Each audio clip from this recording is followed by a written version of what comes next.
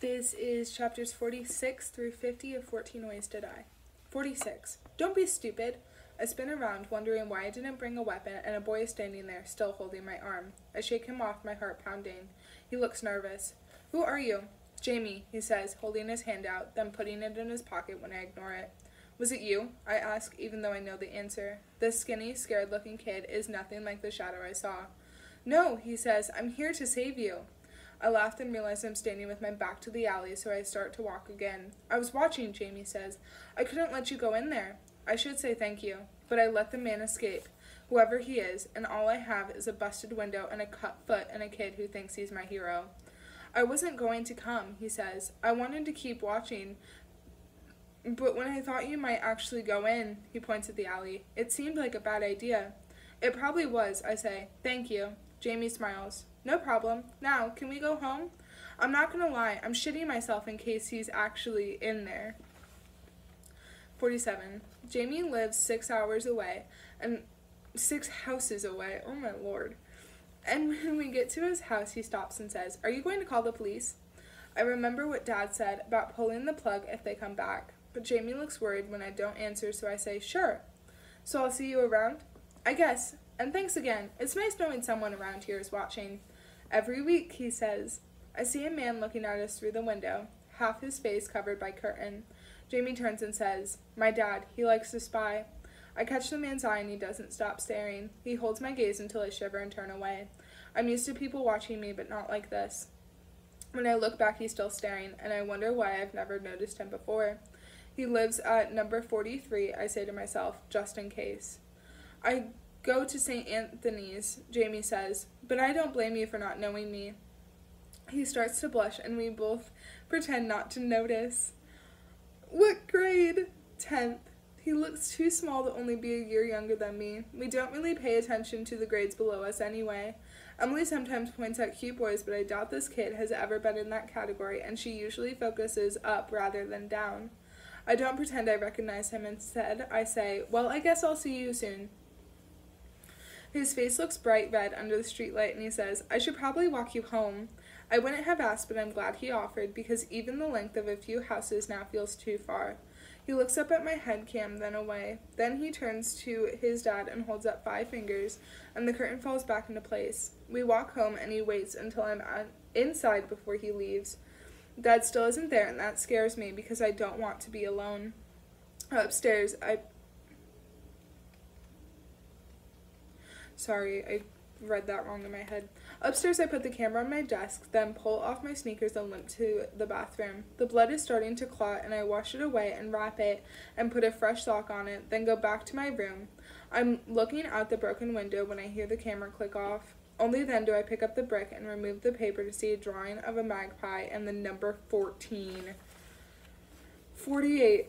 I get a freezer bag from the kitchen and tuck the paper inside, sealing it shut and imagining what the police will think if I hand it over. I scrub the blood from my carpet, then lie awake until Dad comes home. He must have seen the damage in the dark because he walks into my room without knocking. What happened? Nothing, I say, hiding my foot from him. I wanted so much for him to come home, but now he's here, I want to be alone again. I want to feel him close, but not too close, the way I'm used to, through the sound of the TV and the rumble of his snoring when he falls asleep. He touches the window frame, stares outside, then turns back with a look I haven't seen before. Who did this? He asks.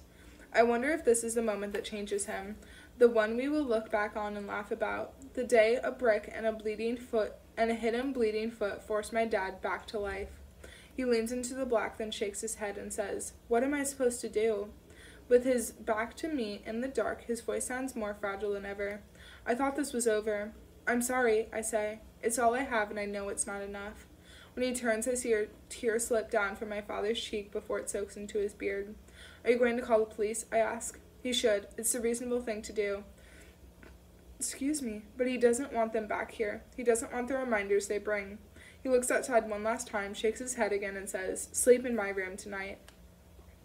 I expect Dad to go downstairs, but instead he sits in the chair next to his bed, and every time I open my eyes, he's watching me. It's okay, he whispers. I'm here. Oh, he's just trying to be a good dad. 49. I check my foot in the bathroom and hope it will heal on its own. The last thing I need is a hospital visit. The cut looks smaller in the daylight, but I smear it with antiseptic cream to be safe. Then I'm outside, standing where he stood, looking up at my bedroom.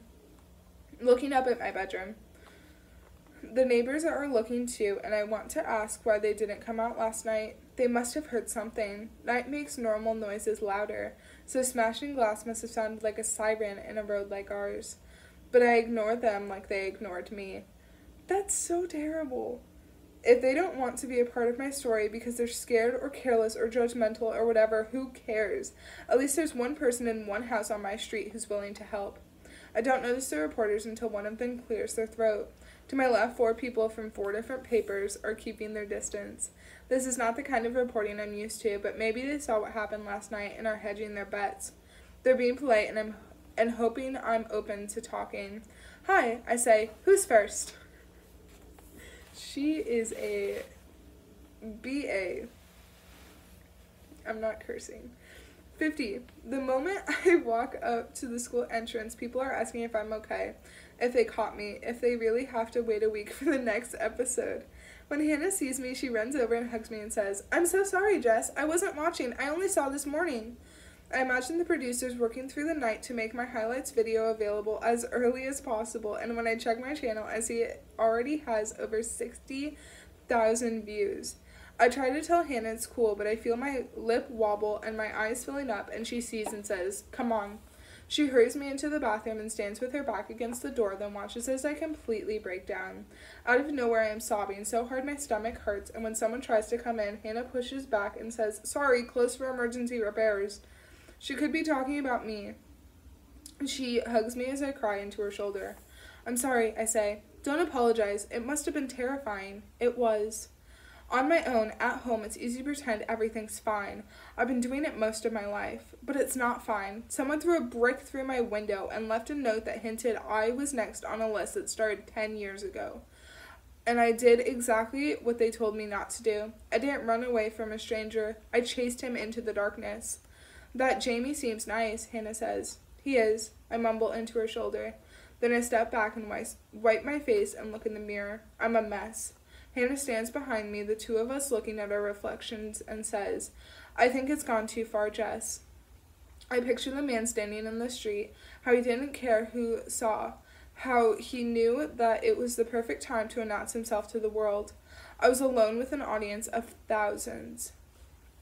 He could have broken my window any night of the week. He could have done it before Danny and Michael left. He could have done it when I wasn't there, but he didn't. He knew exactly when I was home alone, and that terrifies me. What if a neighbor had come out? He wouldn't have escaped a street full of saviors. But maybe he was being careful the night Emily and Hannah stayed over. Maybe he wanted to see if anyone on my road was watching, and once he knew they weren't, he hurled his latest warning through my window.